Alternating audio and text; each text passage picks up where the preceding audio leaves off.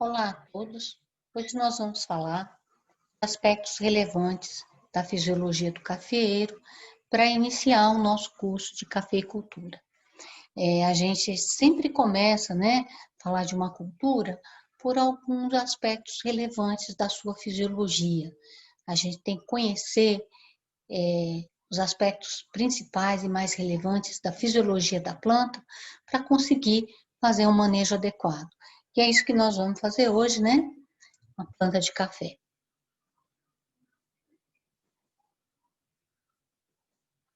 Antes de começar a falar propriamente aspectos da fisiologia do cafeiro, vamos falar um pouquinho da botânica dele, da classificação botânica.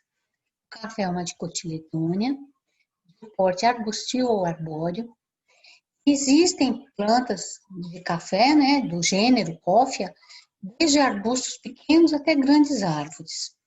O caule é lenhoso, a madeira é densa e dura, as folhas são persistentes. O que significa isso? Folhas persistentes se contrapõem a folhas caducas. Plantas de folhas caducas e folhas que caem totalmente. A planta fica sem folha nenhuma numa época do ano, geralmente no inverno. Folhas persistentes são aquelas que sempre vão ter folhas. Não significa que as folhas não caem, elas caem, mas não caem tudo de uma vez. As flores são hermafroditas. As corolas são brancas ou ligeiramente rosadas. O estilete pode ser longo e sobressair a corola. O fruto é uma drupa indehiscente e é formado por duas sementes plano-convexas, cada uma com uma ranhura ventral chamada sutura coffeano na parte plana. Vocês pegarem um grãozinho de café, tem um lado convexo e um lado plano. Essa ranhura no lado plano. A família é rubiácea, tem mais de 500 gêneros e 6.000 espécies, a maioria de origem tropical e com uma ampla distribuição geográfica. Então, o gênero Coffea é um gênero originário da África. Tem 41 espécies da África continental, 59 da ilha de Madagascar e 3 das ilhas Maurícios e Reunião. Então, nós temos aqui, o centro de origem do café, tá? As espécies mais plantadas e que têm expressão econômica são Coffea canephora e Coffea arábica. Coffea arábica tem como centro de origem a Etiópia e Coffea canephora a bacia do Congo. Ambas estão na África Oeste e Central, então nessa parte aqui, Oeste e Central. Aí nós temos aqui na África do Leste, Coffea salvatrix, Coffea racemosa, Coffea teciliflora. Aqui na ilha de Madagascar, Coffea resinosa. Aqui bem nessa região, Coffea eugenioides. E aqui o canéfora, o arábica, libérica, é plantado em alguns países, mas não tem grande expressão, Por que é importante a gente conhecer isso aqui? Todas essas espécies podem ter características que poderão ser trazidas para as espécies de importância econômica via melhoramento. Bom, no gênero Coffea, a gente tem 4 seções. Eucoffea, Mascarocoffea, Argocoffea e Paracoffea. Aqui nos interessa é só Eucoffea. Dentro dessa Eucoffea tem 5 subseções. Paquicoffea, Nanocoffea, Melanocoffea, Mozambicoffea e Eritrocoffea. Essa aqui é a que nos interessa. E tem as espécies Coffea arábica, Coffea canephora e Coffea congensis. As duas bastante comercializadas são Coffea arábica e Coffea canephora. O Coffea arábica é tetraploide, tem 2N igual a 44 cromossomos. E o Coffea canephora, juntamente com a Coffea congensis e as demais espécies, são diploides. 2N igual a 22 cromossomos, o que dificulta o cruzamento entre a Coffea arábica e as outras espécies Coffea. A Coffea arábica provavelmente se originou do cruzamento de Coffea eugenioides com Coffea canephora 50.000 anos atrás. Ela é autógama. O que significa isso? Ela se autofecunda. enquanto que a maioria das espécies desse gênero são alógamas, ou seja, são fecundadas por pólen de outra planta, né? A cófia arábica tem o fenômeno de cleistogamia, né? As pétalas, quando se abrem, a flor já está fecundada, está autofecundada. Então, aqui nós temos apenas alguns exemplos, né? Aqui está o cófia arábica, o nosso conhecido, né? É a mais plantada no Brasil e a mais apreciada no mundo pela sua qualidade. Aqui está a cófia canéfora, a variedade de cófia canéfora que a gente conhece bastante, a conilon, muito plantada no norte do Espírito Santo, né? E aqui nós temos cófia libérica, pode ver que a folha é diferente, cófia de Verrey, estenófila, isso para mostrar que tem variação no porte, no formato da folha, no aspecto das plantas, dentro do gênero, entre as diferentes espécies. O cófia arábica, ela é originária de regiões montanhosas da Abissínia, da Etiópia, altiplanos da Etiópia. Então, a temperatura é amena pela elevada altitude. Então, ela se adapta bem a regiões com temperaturas mais amenas. Ela tem uma copa cilíndrica, um ramo ortotrópico. O que significa isso? Ela tem um ramo numa posição orto em relação ao solo. Ela é autofértil, ou seja, ela se autofecunda, floresce nos ramos ou nas partes do ramo que cresceram na estação de crescimento anterior. Então, o que vai crescer agora de outubro a março, vai florescer em outubro do ano que vem. As folhas são verde escuro, ela produz bem em altitudes acima de 500 metros, que tem temperaturas mais amenas, bastante plantada em Minas Gerais, Espírito Santo, São Paulo, Paraná e Bahia. No EPA, EPR. A bebida tem muito boa qualidade, existem inúmeras variedades, a gente destaca aqui só algumas, do novo, Acaiá, Catuai, Rubi, Topázio. E aqui a gente tem o cófia canéfora, originária das regiões de baixa altitude da bacia do Congo, então regiões mais quentes, então ela se adapta a temperaturas médias mais elevadas. Ela, diferentemente, cófia arábica, ela tem uma grande brotação de ramos ortotrópicos aqui na base, então é muito difícil conseguir mantê-la com um único ramo ortotrópico. Ela é multicaule, as folhas são maiores, são verde mais claro, são acosteladas, ou seja, as nervuras são mais salientes, parecendo uma costela. Ela produz em regiões mais baixas e mais quentes, Espírito Santo, Rondônia, Bahia e norte de Minas Gerais. Aqui também no norte do Espírito Santo, na região serrana do Espírito Santo, a gente tem a cófia arábica. Bem, uma das coisas mais importantes aqui da fisiologia do cafeiro é o dimorfismo dos ramos. O que significa isso? Di é 2, morfos é forma. Então, tem ramos de dois jeitos. Ramos ortogeotrópicos, numa posição orto em relação ao solo, que a gente reduz para ortotrópico, e ramos plagiogeotrópicos, que a gente reduz para ramos plagiotrópicos. Ele tem uma posição, ele se insere, esse é o vegetativo e esse é o produtivo. O produtivo se insere no vegetativo em ângulos que variam de 45 a 90 graus. Então, ele é quase paralelo ao solo, né? Recebendo o nome de plagiotrópico. Bem, quando a gente pega uma mudinha de café, ela começa a crescer dando nós. Ela cresce, o ramo, depois que ela emerge, né? O ramo ortotrópico que sai da semente, ele vai dando nós.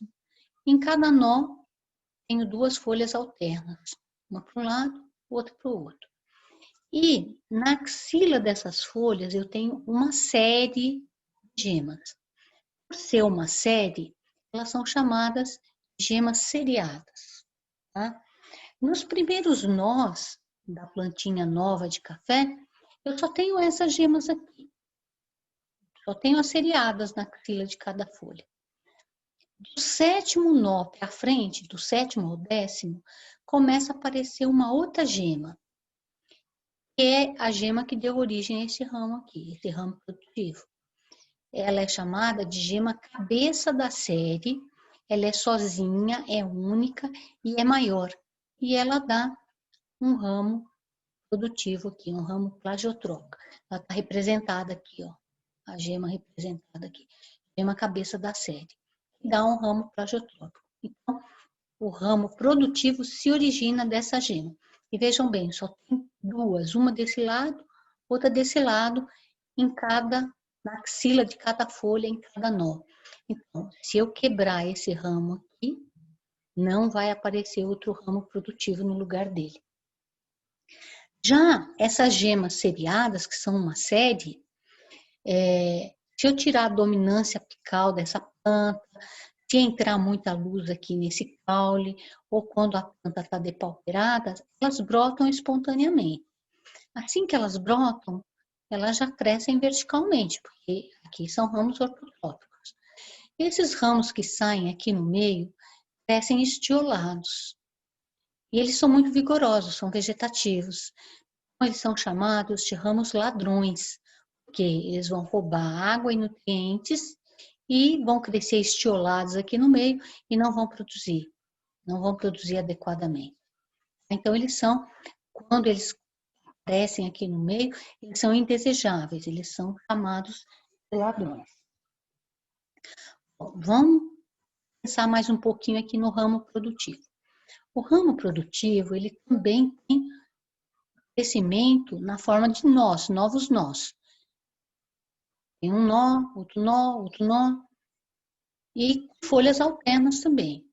E na axila dessas folhas, eu também tenho gemas seriadas. Só que essas gemas seriadas não vão dar ramos vegetativos, elas vão dar flores ou frutos. Flores e frutos, né? Flores e frutos, ou então um ramo secundário, mais produtivo também. Tá? Nesses ramos produtivos, nem sempre tem a gema cabeça da série. Quando tem, ela dá um ramo. Tá? Agora, essas aqui podem dar ou ramos ou flores. E vão se transformar em frutos. Então, isso é extremamente importante aqui na fisiologia do cafeeiro. Bom, vou falar um pouquinho da fenologia do cafeeiro, né? Então, ele tem um primeiro ano vegetativo. Primeiro tem que crescer esses nós. Eu tenho um nó aqui, está crescendo, isso é do coffea arábica. Cresce o nó, certo? Esse nó que cresceu nesse primeiro ano vegetativo, ele vai florescer no segundo ano, que daí eu tenho o ciclo reprodutivo. Então, aquilo que eu falei com vocês. Uma muda de café, abriram as folhas cotiledonares, primeiro par de folha, segundo par de folha, terceiro par de folha, começando o quarto. Não tem nenhum ramo produtivo aqui. Não tem gema cabeça da série aqui. Ela vai aparecer a partir do sétimo nó. Então, uma muda que tem ramo produtivo é uma muda passada, é uma muda velha. Porque na fase de muda aqui, ó, até o sétimo nó, só tenho as folhas alternas e aqui o ramo ortotrópico. Tá? Ramos plagiotrópicos vão aparecer do sétimo ao décimo nó em diante. Então, aqui o crescimento do ramo ortotrópico, né? A gema apical. Tá? As folhas alternas aqui, esse aqui já é do ramo plagiotrópico. As folhas alternas, na axila dessas folhas aqui do ramo plagiotrópico, tem gemas, que a gente só vê quando elas se desenvolvem. Essas gemas vão dar flores, frutos, ou pode dar um outro ramo produtivo. Aqui está o ramo ortotrópico. Vocês vejam aqui um ângulo de 45 graus, mais ou menos, do ramo produtivo, né, que é o plagiotrópico. A inserção dele com o ortotrópico é mais ou menos de 45 a 90 graus. Aqui nesse aqui já está quase 90 graus, ó. Esse ramo plagiotrópico inserido no ortotrópico. tá? E é no ramo plagiotrópico que a gente tem a frutificação. Novamente aqui, ó, o crescimento do ramo plagiotrópico, tanto do plagiotrópico quanto do ortotrópico, se deve ao surgimento de novos nós. Surgiu um nó, eu tenho duas folhas alternas. Nesse ramo aqui, ó, essas gemas que estão aqui, nesse caso, ela bifurcou em outro ramo plagiotrópico. Esse outro ramo plagiotrópico vai ser um ramo plagiotrópico secundário. Se der mais um outro, vai ser terciário, quaternário e assim por diante. Esse é o primário, esse é o que está inserido no ramo ortotrópico. Bem, aqui é o ramo plagiotrópico, aqui as gemas já estão envolvidas, né? Em cada nó aqui aparecem 8 a 10 gemas. Em cada gema dessas, se formam 4 a 6 flores. Esse conjunto se chama inflorescência ou um glomérulo, tá? As gemas que não viram flores podem formar outro ramo plagiotrópico de maior ordem aqui. Então, ramos ladrões aqui, né? Uma planta já mais velha, né? Com brotação aqui embaixo, ramos ladrões. Então, os ramos ortotrópicos podem surgir de gemas seriadas localizadas na axila das folhas. Quando eles são indesejados, eles são chamados de ladrões. E o ramo vegetativo brotando das gemas seriadas, nesse caso foi uma planta podada, então tirou a dominância apical, e essas gemas seriadas, né, que têm ramos vegetativos, começaram a brotar. Falar um pouquinho das folhas. As folhas são opostas, são elípticas, são verde claro ou às vezes até meio bronzeadas quando jovens. Quando adultas são verde mais escuro. Possuem uma nervura central aqui, ó, e 9 a 12 nervuras secundárias. Elas são bastante cerosas, têm estômatos só do lado de baixo, são hipoestomáticas, mais ou menos 160 estômatos por milímetro quadrado. Na axila das folhas, olha, eu vou repetir tudo que eu já falei, isso tem que ficar bem claro. Na axila das folhas, a haste ortotrópica, o que eu vou achar? Eu vou achar gemas cabeça da série. E só uma na axila de cada folha. Então, em cada nó, duas, porque são 2 folhas por nó. E essa, apenas uma vai dar origem a um ramo plagiotrópico, um para cada lado no nó. E eu tenho gemas seriadas, que estão abaixo da cabeça da série. São uma série de 5 a 6, vão dar origem, quando brotam, a ramos ortotrópicos, a novos ramos vegetativos. Agora, na axila da folha dos ramos plagiotrópicos, que são os produtivos, eu também vou ter gemas. Gema cabeça da série. Nem sempre ela existe nesse ramo. Quando ela existe, ela vai dar um ramo produtivo, plagiotrópico de maior ordem.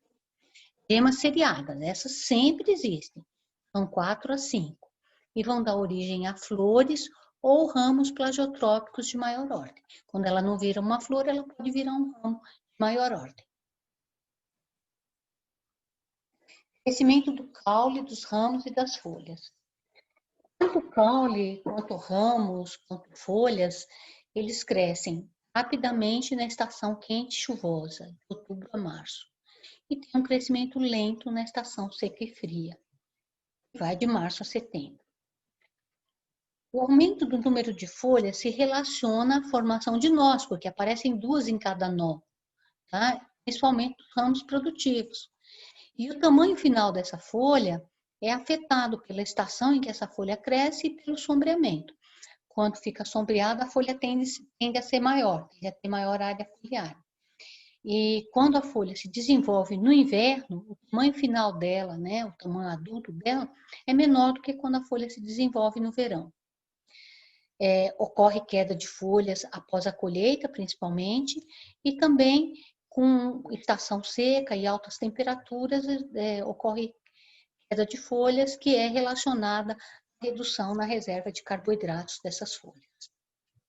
Vamos falar um pouquinho das raízes. O que servem as raízes de qualquer árvore? Elas vão dar ancoragem, elas absorvem água, elas absorvem nutrientes, elas produzem reguladores de crescimento. Então, a gente tem que ter uma relação raiz-parte aérea adequada. Essa relação é maior nas fases iniciais de crescimento da planta, tendendo a diminuir conforme o tempo passa. Então, aqui a gente tem uma trincheira, né, num cafezal, e vocês estão vendo pontas de raízes aqui, né? Então, as raízes de café se aprofundam muito no solo. Elas chegam a 2 metros de profundidade. No entanto, as raízes absorventes estão na superfície. Então, quando a gente planta uma muda de café, normalmente a gente corta a raiz pivotante aqui para evitar algum enovelamento. Então surgem raízes verticais grossas, raízes laterais grossas, né?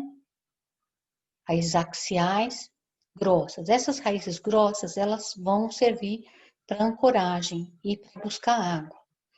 Aí a gente tem raízes laterais aqui, raízes suporte das absorventes e raízes absorventes.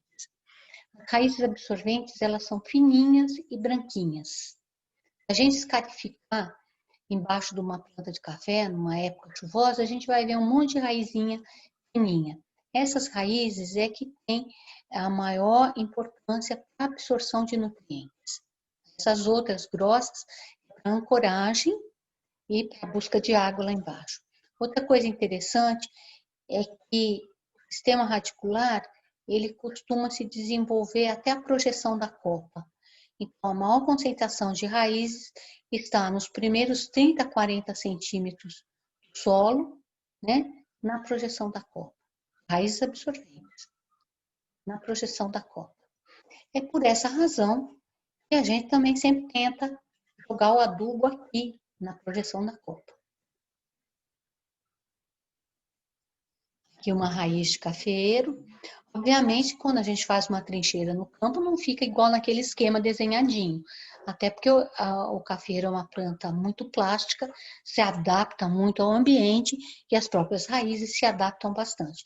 Mas aqui dá para a gente ver as raízes grossas, né, de sustentação, e as raízes finas. Quer dizer, as raízes finas são as que vão ter a função de absorção. O crescimento das raízes vai depender do crescimento da parte aérea. Tá? É a parte aérea que produz fotoassimilados e manda para as raízes. Aí, no café, acontece uma coisa bem interessante. Quando eu tenho muitos frutos em desenvolvimento, os frutos acabam sendo um dreno muito forte dos carboidratos. Tá? Então, se faltar carboidrato, vai faltar para outros órgãos. Nos frutos, não. Tá? Então, os frutos competem com vantagem com as folhas jovens, que também são um dreno importante, e com as raízes. As raízes é que perdem essa competição. Então, a gente tem lá no sistema radicular raízes mais grossas, essas são chamadas permanentes. Por quê? Porque elas não morrem. Elas têm mais que 2, 3 milímetros. Vão ser as laterais, as axiais e as verticais. Vão ter as raízes não permanentes, que são menores que 2, 3 milímetros. Então, são suportes das absorventes e absorventes. Essas aqui morrem quando há competição. Então, num ano de uma produtividade muito alta, de uma carga alta, essas raízes podem morrer. Elas morrendo, elas deixam de absorver nutrientes, certo? Deixam de levar nutrientes para a parte aérea e daí os ramos crescem menos. Tá? E quando dá flor nas gemas, então, na axila das folhas, se o ramo cresce menos num ano, eu tenho uma menor produção no ano seguinte. Então, essa competição entre frutos e raízes faz com que a gente tenha flutuações na produção. Então, a gente sabe que café tem um ano de alta produção, outros de produção mais baixa. Alta produção, produção mais baixa. É justamente por causa disso. No ano que tem pouco fruto, eu consigo ter um crescimento maior de novos nós de ramos plagiotrópicos que vão florescer e produzir no ano seguinte.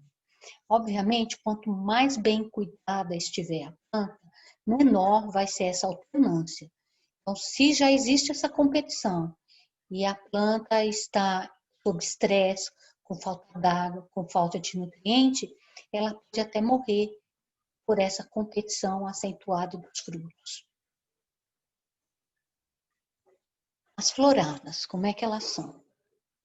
As floradas do café, elas são poucas em regiões de latitude maior e estação seca bem definida, como o centro-sul, né? O centro-sul do Brasil, né? A região mais central e sudeste, né? Ela tem um inverno bem marcado e seco, estação bem definida.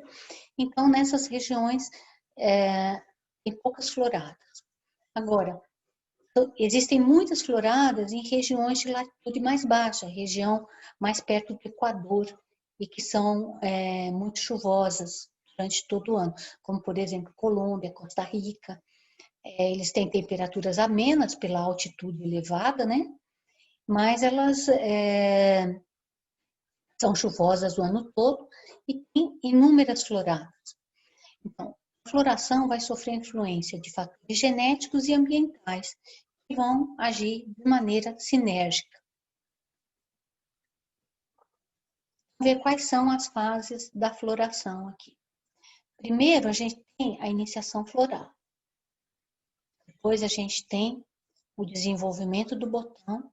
E, por último, a gente tem a antese. Tá? Então, o que afeta esse florescimento? Aqueles que afetam essas gemas aqui a se transformarem em gemas florais. Nos slides anteriores, quando eu mostrei os nós, não tinha gema nenhuma aparentemente lá, né? Determinadas condições é que permitiram que essas gemas se desenvolvessem em flores. Então, quais são? Fotoperíodo é um dos fatores. Existem alguns estudos que dizem que a planta é uma planta de dia curto, o fotoperíodo crítico é 12 horas. Então, ela floresceria sempre que o dia tiver um comprimento menor que 12 horas. O que é a maior parte do ano para nós, tá? E para induzir essas gemas a se desenvolverem. Mas não é só isso. Temperatura que favorece são temperaturas mais amenas, 18 a 20 graus, a 22 graus. Também tem interferência do regime hídrico, de luz e de condições internas da planta. O que se observa é que a iniciação floral ela ocorre com os dias encurtando, a temperatura caindo e a estação seca avançando. Tá? Então, o que se acredita é que a temperatura e o regime hídrico, dias encurtando, mais temperatura mais amena e estação seca avançando, modulem a resposta ao fotoperíodo. Ou seja, ela vai responder ao fotoperíodo quando tiver essas temperaturas mais amenas e estação seca avançando.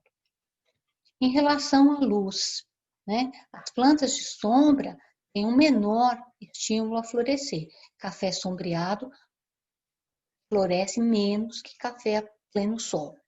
Tá? E condições internas também afetam essa iniciação floral, né? Esse surgimento de gemas florais. Plantas que estão com a presença de fruto inibe a iniciação de novas gemas. Se eu não colher os frutos, eu vou inibir essa iniciação floral. Nível de carboidratos muito baixos, estado nutricional muito baixo, também inibe a iniciação floral. Então, no coffee arábica, a floração ocorre em ramos produtivos, precisos na estação de crescimento anterior, cujo crescimento coincide com o enchimento dos frutos, certo? Então, por isso que a gente tem a bienalidade de produção como eu expliquei anteriormente. Vejam bem aqui, ó. Aqui eu não vejo gema nenhum, tá certo? O ramo está em pezinho porque eu tirei a foto e coloquei ele nessa posição. Mas é um ramo plagiotrópico, ele tem uma posição mais horizontal. Aqui, ó, já não tô vendo nada. Aqui eu já tenho o desenvolvimento das gemas, né? A iniciação floral. Aí o desenvolvimento do botão. Essas gemas crescem até uns 4 milímetros. Daí elas param de crescer. Aí não se sabe se é uma dormência ou uma quiescência. Ela só vai crescer de novo depois que ela passar por um estresse hídrico, né? Depois que ela passar por um estresse hídrico e receber uma chuva, ela vai estar liberada dessa dormência e daí eu vou ter um desenvolvimento rápido do botão, uma pré-antese. Às vezes isso depende da temperatura média, leva de 10 a 15 dias após uma chuva, que a gente chama de chuva de florada. Aqui o botão, né, aqui começando a abrir a pétala. Quando essa pétala abre, a flor já está fecundada por coffea arábica. Então, aqui a antese, né? E as flores se abrem todas nas primeiras horas da manhã, são muito cheirosas, e 2, 3 dias depois já entram em senescência, tá? E caem. E aqui sobrou o ovário da flor, tá? Esse ovário da flor, e em 2 locos, onde vão se desenvolver as 2 sementes de café, ele parece um chumbinho. Então, aqui é a primeira fase de desenvolvimento do fruto, que a gente chama de chumbinho. Quando a gente não tem boas condições, a gente tem flores anormais. Então, aqui, flores com deficiência de cálcio, morreram, calor excessivo, tá? Várias condições, principalmente calor excessivo, na época da florada, impedem o desenvolvimento normal das flores. Essas flores não vão vingar em frutos. É muito comum esse tipo de flor aqui, ó, quando está com temperatura elevada. Parece uma estrela. Então, a gente chama de flores estrelinhas. As pétalas não se separam completamente e permanecem esverdeadas. Então, são flores anormais que não vão vingar em frutos.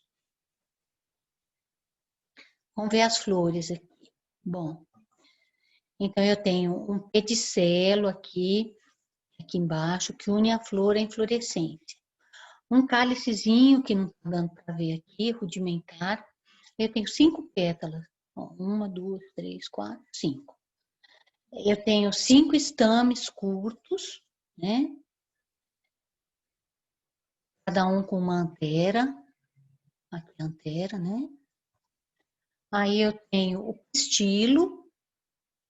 Pistilo, não está dando para ver direitinho aqui o pistilo. Estigma. Tá? E aí o ovário é ínfero. Na próxima slide vai dar para ver melhor. Então, aqui, ó, o cálice rudimentar e o pedicelo aqui. Tá? E a flor antes de abrir. Elas vão se abrir nas primeiras horas da manhã, caem 2 a 3 dias depois. O pólen é facilmente disseminado pelo vento, né? Mas coffea arábica, quando abre, já está fecundado. O aroma da flor atrai insetos polinizadores em outras espécies que não coffea arábica, né? Em coffea arábica, a cleistogamia garante 90 a 95% de autofecundação. Então, as flores surgem nas gemas da axila das folhas. Aqui já caiu a folha, mas tinha uma folha. Em cada nó tem 2 folhas, né? Dos ramos produtivos ou plagiotrópicos.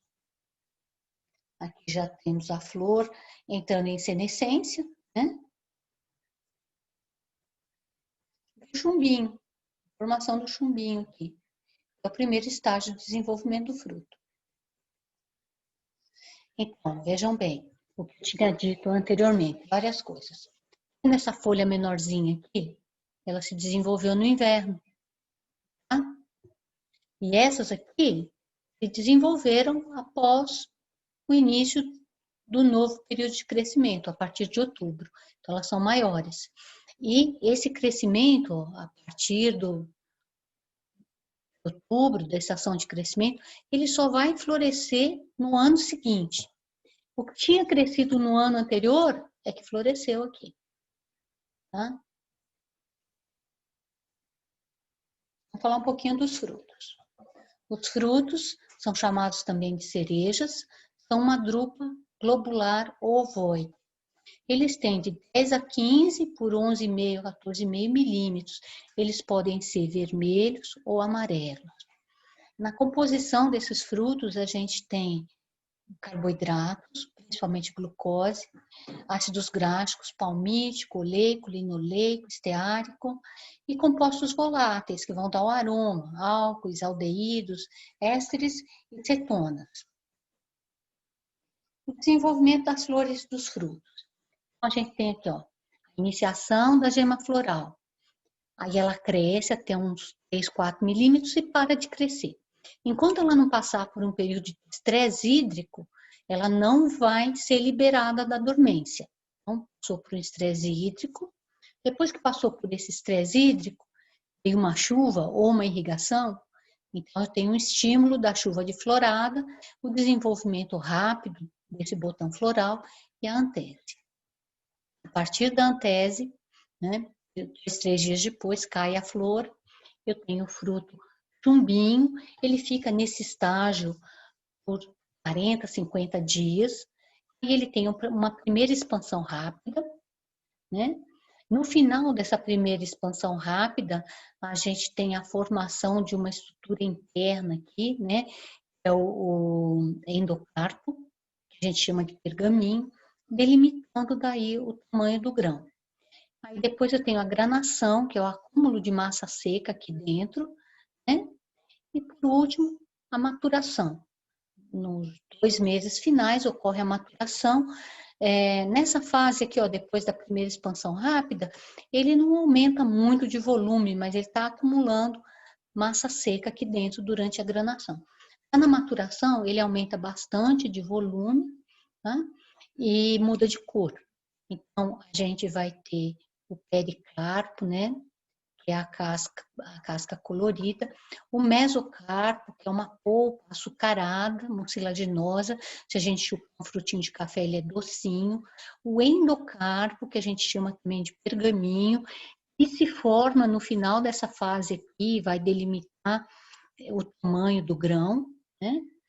Aí tem uma películazinha que recobre a semente, que é a testa, que a gente chama película prateada, o endosperma ou grão, que é o que a gente vai usar para fazer o café.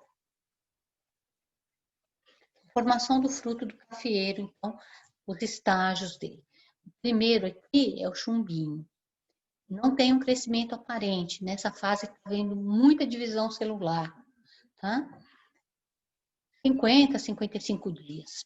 Aqui em Viçosa, né?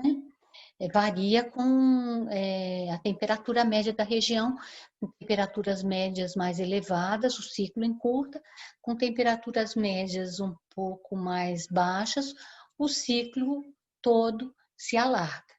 Aí eu tenho aqui a primeira expansão rápida, 40, 45 dias.